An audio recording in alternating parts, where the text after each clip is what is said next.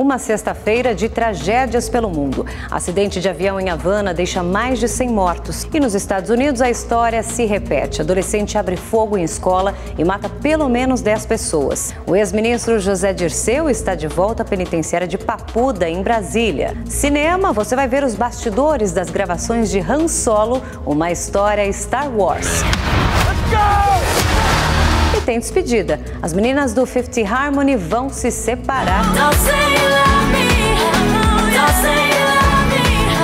É apenas uma parte do que vem por aí no Leitura Dinâmica. Fique bem informado, fique comigo.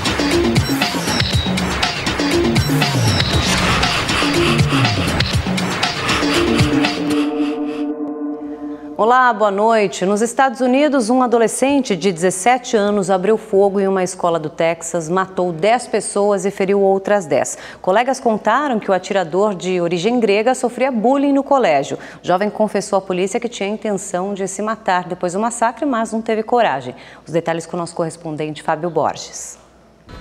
O tiroteio aconteceu nesta escola do ensino médio em Santa Fé, cidade ao sudoeste do estado do Texas.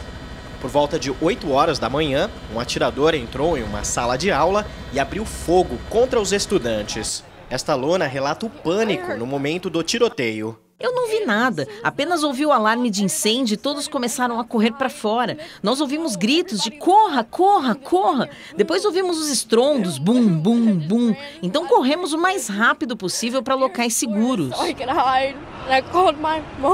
9 estudantes e um professor foram mortos. Pelo menos outras 10 pessoas ficaram feridas, inclusive um policial que trocou tiros com o suspeito, que foi alvejado e detido. O atirador é Dimitrios Pagortsis, um aluno de 17 anos. Numa rede social, ele postou fotos de um uniforme nazista e uma camiseta com o slogan "Nascido para matar". Dimitrios usou um revólver calibre 38 e uma escopeta, armas que foram compradas legalmente pelo pai dele. O motivo do crime está sendo investigado. As autoridades, no entanto, acreditam que a ação foi premeditada. Isso porque o atirador também é acusado de ter produzido bombas caseiras. Os dispositivos, incluindo artefatos feitos com panelas de pressão e tubos de encanamento, foram encontrados dentro e fora da escola, no veículo e na casa do atirador. Outras 2 pessoas, incluindo um jovem de 18 anos, foram detidas. As autoridades afirmam que elas não participaram do tiroteio, mas são investigadas se foram cúmplices do atirador. Da Casa Branca, o presidente Donald Trump lamentou o tiroteio e garantiu estar trabalhando para evitar novos incidentes como este em escolas americanas. Minha administração está determinada a fazer tudo em nosso poder para proteger estudantes, nossas escolas e manter armas de fogo longe das mãos de quem ameaça a própria vida e as de outras pessoas. Com o incidente desta sexta-feira, subiu para 22 o número de tiroteios em escolas nos Estados Unidos registrados somente neste ano. A média em 2018 é de mais de 1 tiroteio por semana em instituições de ensino do país. Fábio Borges, de Los Angeles, para o Leitura Dinâmica. Bom, e uma tragédia em Cuba. Mais de 100 pessoas morreram na queda de um avião na capital Havana. A aeronave tinha acabado de decolar com destino à cidade de Holguín, que fica no leste do país, quando caiu perto do aeroporto e explodiu. 3 mulheres sobreviveram e estão em estado crítico. O momento da explosão foi registrado. Uma grande coluna de fumaça se formou. Moradores correram para ajudar no resgate das vítimas. A aeronave ficou completamente destruída. Entre os destroços, 3 mulheres foram encontradas com vida. Elas foram internadas em estado grave. O voo doméstico decolou por volta do meio-dia e caiu, em seguida, em uma área rural próxima ao Aeroporto Internacional José Martí. Este turista argentino diz que no momento em que ia fazer o check-in, ouviu uma explosão. As luzes do aeroporto se apagaram e lá fora uma nuvem de fumaça preta se formou. Quando miramos hacia afuera, o que alcançamos a ver foi uma nuvem de humo negra. O Boeing 737-200, fabricado em 1979, havia sido alugado da empresa mexicana da MOGE, pela companhia aérea estatal cubana de aviación. A última vistoria na aeronave foi feita em novembro de 2017. As manutenções e documentação estavam em dia. O número exato de pessoas a bordo ainda não foi confirmado pelas autoridades, mas a imprensa local fala em 104 passageiros e 9 tripulantes. A maioria dos mortos no acidente era de Cuba, com exceção da tripulação e cerca de 5 passageiros. Não há notícias de brasileiros entre as vítimas, segundo o Itamaraty.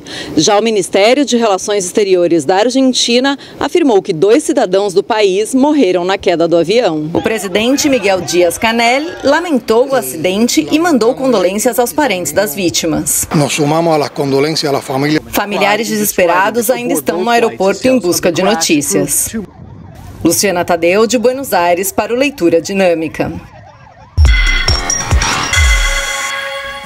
34 bispos chilenos colocaram os cargos à disposição do Papa Francisco na maior renúncia histórica do tipo após escândalos de abusos sexuais cometidos no país. Os clérigos foram convocados a prestar esclarecimentos no Vaticano por possíveis acobertamentos de pedofilia nas igrejas chilenas. O ex-espião russo Sergei Skripal recebeu alta do hospital, onde estava internado desde o dia 4 de março. Ele e a filha foram internados após serem envenenados na cidade de Salisbury com o agente Novichok, que é produzido apenas em laboratórios militares russos. O ataque atribuído a Moscou gerou uma grande crise diplomática. A Rússia nega qualquer envolvimento. José Dirceu acatou a determinação da Justiça e se entregou à Polícia Federal para cumprir prisão pela 4ª vez. O ex-ministro foi condenado a mais de 30 anos por corrupção, lavagem de dinheiro e organização criminosa. Dirceu fez exames no Instituto Médico Legal e seguiu direto para a penitenciária da Papuda, em Brasília. O ex-ministro foi levado na parte traseira da viatura da Polícia Federal. Simpatizantes do petista esperavam que ele se entregasse na sede da PF na capital federal. O povo brasileiro, Dirceu, guerreiro do povo brasileiro. Ministro da Casa Civil do governo Lula, José Dirceu passou quase um ano preso pelo mensalão do PT em 2013 e no ano seguinte foi para a prisão domiciliar. Em 2015, o petista voltou a ser detido preventivamente, desta vez pela Operação Lava Jato. Depois de 1 ano e 9 meses, a prisão foi revogada e ele passou a usar tornozeleira eletrônica. Líder estudantil na juventude, foi preso pela primeira vez em 1968, durante o Congresso da UNE, em Ibiúna, no interior paulista. No processo atual, Dirceu foi condenado por receber propina da empresa Ingevix, que desviava recursos de contratos com a diretoria de serviços da Petrobras. O esquema foi revelado na delação premiada dos dirigentes da construtora. Apesar de dar início ao cumprimento da pena, o ex-ministro ainda pode recorrer aos tribunais superiores. E olha esse acidente, um caminhoneiro causou a morte de um casal ao fazer uma conversão proibida na zona leste de São Paulo. Anderson Rodrigues, de 23 anos, e Cássia Araújo, de 19, estavam de moto e foram arrastados pelo caminhão cegonha. Os dois morreram na hora. O teste de bafômetro apontou que o motorista, Ademir de Oliveira, não tinha ingerido bebida alcoólica. Ele foi preso em flagrante, mas pagou fiança de R$ 9.500 e foi liberado. Ele vai responder por duplo homicídio doloso quando há intenção de matar. Mais 3 vítimas do desabamento do prédio Wilton Paes de Almeida, no centro de São Paulo, foram identificadas. Valmir Souza Santos, de 47 anos, Alexandre de Menezes e Selma Almeida, ambos de 40 anos. Foi preciso fazer uma comparação dos corpos com material genético de parentes. Outras 2 pessoas seguem desaparecidas. São elas Eva Barbosa Lima, de 42 anos, e Gentil de Souza Rocha, de 53. O prédio de 26 andares desabou no início do mês após um curto-circuito no 5º andar provocar um grande incêndio. Oficialmente, 7 pessoas morreram na tragédia.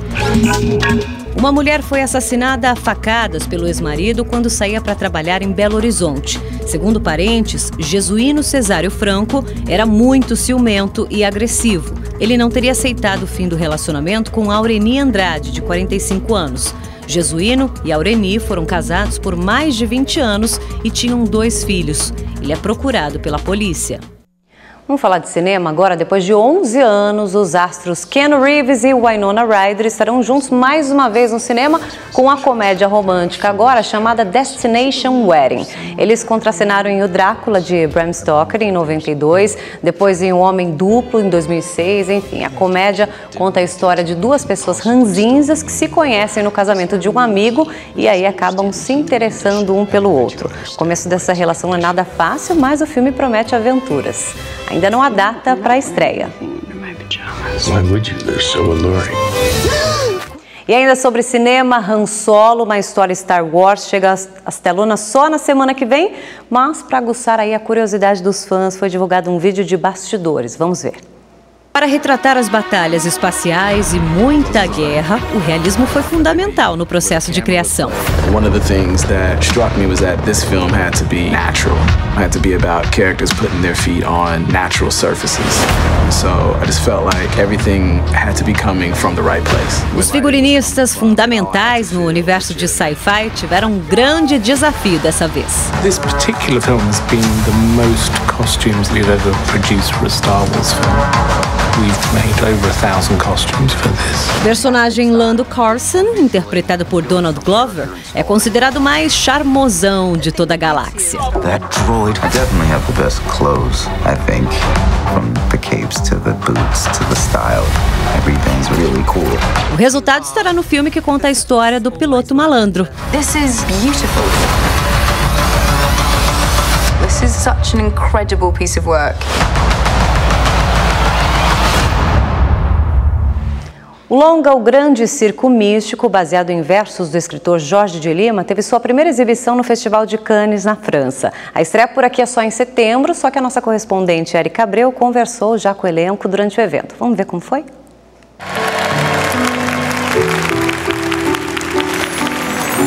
Antônio Fagundes, Mariana Ximenes, Bruna Lismeyer, Jesuíta Barbosa e o francês Vincent Cassel contam a história de 5 gerações de uma família circense, de 1910 até os dias atuais. Exibido numa sessão especial, o longa mistura realidade e fantasia. Mas é um filme sobre o Brasil, entendeu? Sobre a maneira de pensar, a maneira de se comportar, os defeitos e as dificuldades que tem na cultura brasileira, na cultura que eu digo, no modo de viver, nos hábitos e os costumes. E isso tudo está no filme, né? E sobretudo a mulher. No papel de uma trapezista, Mariana Ximenes ressaltou a importância dada às mulheres nessa edição do festival. A presidente esse ano é a Cate Blanchett, é uma mulher. E eles organizaram uma manifestação silenciosa de 82 mulheres que eu estava incluída. É muito simbólico. Meu namorado. Bruna Lismeyer faz parte da primeira geração da família circense. A jovem atriz conta que a história traça um panorama fiel do nosso país. Esse grande abuso que as mulheres sofrem, esse grande abuso de todos os tipos de poder. Aquela família vai naturalizando todos aqueles absurdos e as coisas continuam acontecendo. E eu acho que esse é um paralelo muito real com o Brasil, infelizmente. O Grande Circo Místico foi filmado em 2015 em Portugal. Escrito por Jorge Moura e Cacá Diegues, o filme tem trilha sonora de Chico Buarque e Edu Lobo. As canções foram criadas em 1983 para um espetáculo musical. Mais um dia, mais uma cidade pra se apaixonar. De Cannes, na França, Érica Abreu para o Leitura Dinâmica.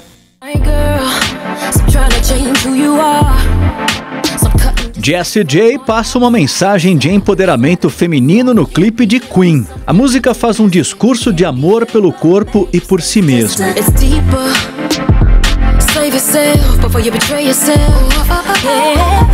Isso com a participação de diferentes mulheres se sentindo rainhas.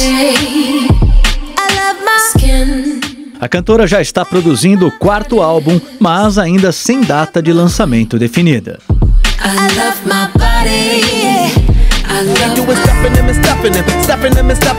Liderado por will.i.am, o Black Eyed Peas voltou todo politizado e abraçando o hip hop. No clipe de Ring the Alarm, os integrantes aparecem com trajes militares e prontos para uma revolução. A música também conta com a voz de uma misteriosa cantora. Wake up, sound the alarm. Revolution time has come. Os caras do Guns N' Roses não trouxeram música nova, mas disponibilizaram um clipe com a versão alternativa da clássica Sweet Child O' Mine. Escuta aí.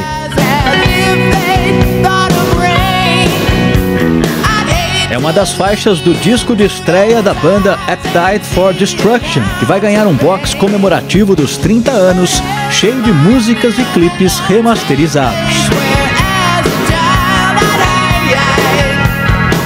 A coletânea, intitulada Locked and Loaded, tem lançamento previsto para 29 de junho.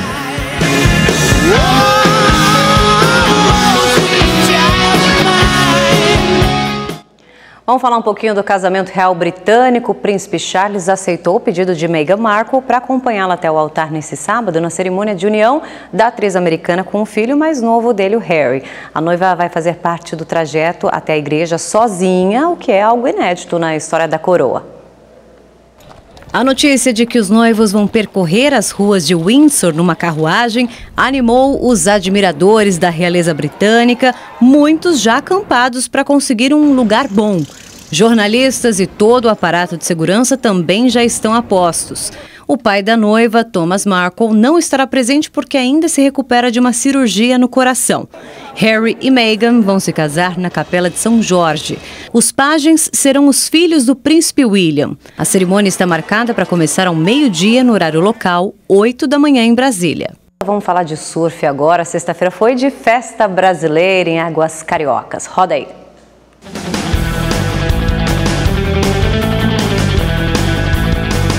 Felipe Toledo não deu chance para o australiano Wade Carmichael na decisão da etapa de Saquarema, no Rio de Janeiro. Olha o tubo que o surfista brasileiro pegou, gente.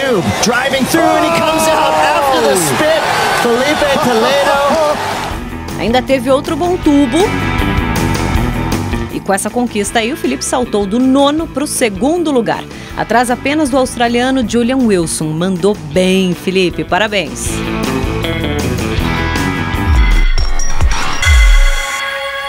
Felipe Melo não gostou nada da atitude de Romero, que fez embaixadinhas com a cabeça no clássico do último domingo entre Corinthians e Palmeiras. Ele não deveria ter feito porque 1-0 o jogo, sabe? Eu lembro a última vez que o Edilson fez isso aí, teve uma confusão, que foi feia a confusão isso aí. Eu acho que poderia ter evitado. O futebol envolve emoção, né? E isso aí gera realmente ódio dos torcedores rivais. Toda ação gera uma reação. Então vamos ver que no futuro, vamos esperar que no futuro não tenha nenhuma reação brusca. Michel Platini, ex-jogador da França, revelou a uma rádio do país que houve trapaça na Copa do Mundo de 98. Segundo Platini, presidente do comitê organizador na época, uma manipulação foi feita no chaveamento do Mundial. A ideia era para que França e Brasil não se encontrassem antes da decisão. O Brasil premier pouvait pas se rencontrer avant la finale. Os franceses conquistaram o torneio justamente contra os brasileiros. Platini está suspenso do futebol pela FIFA por suspeitas de corrupção. Bom, gente, nesse sábado, às 3 da tarde, a Rede TV transmite Brasil e Colômbia pelo Sul-Americano 6 Nações de Rugby. Em caso de vitória brasileira, será um título inédito, hein? Não dá para duvidar desse time aí que venceu a Argentina na semana passada. Então, fique ligado aqui na Rede TV.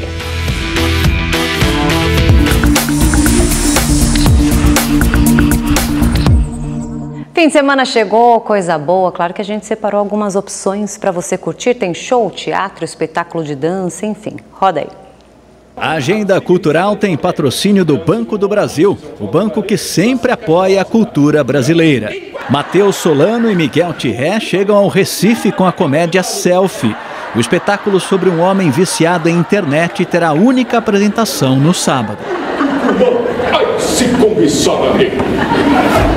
O poder de interferência do outro sobre as nossas vidas é o tema central da peça A Ordem Natural das Coisas, em cartaz no Rio de Janeiro. A trama fala de um publicitário aspirante a escritor em fase de bloqueio criativo e de questionamentos sobre a vida.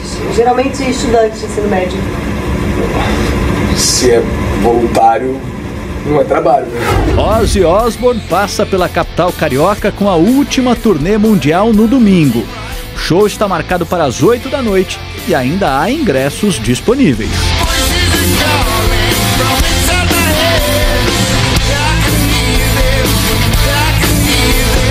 Em São Paulo, a companhia de dança Russian State Ballet traz o clássico O Lago dos Cisnes. O espetáculo conta a história de uma princesa transformada em cisne pela maldição de um feiticeiro.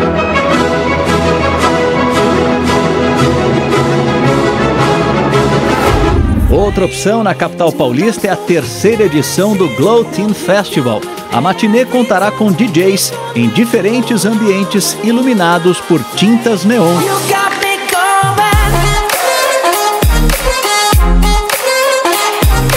O final de semana em Sampa também será marcado pela 14ª edição da Virada Cultural. São mais de 900 atrações gratuitas espalhadas pela cidade a partir das 6 da tarde de sábado. Tem música, teatro, dança, cinema e oficinas artísticas.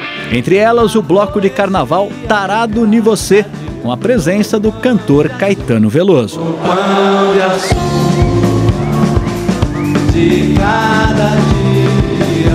E agora a dica é do CCBB, o Centro Cultural Banco do Brasil. Por falar em virada cultural, o 7º Panorama do Cinema Suíço Contemporâneo terá sessões de graça durante este fim de semana. A mostra, com filmes e debates, busca explorar as visões suecas sobre o mundo a partir das produções cinematográficas do país.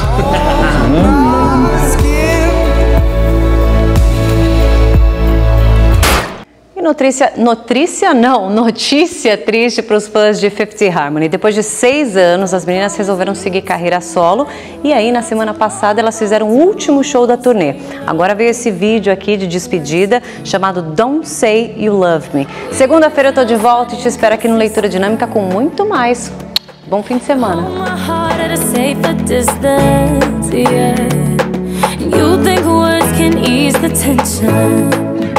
But you can't deny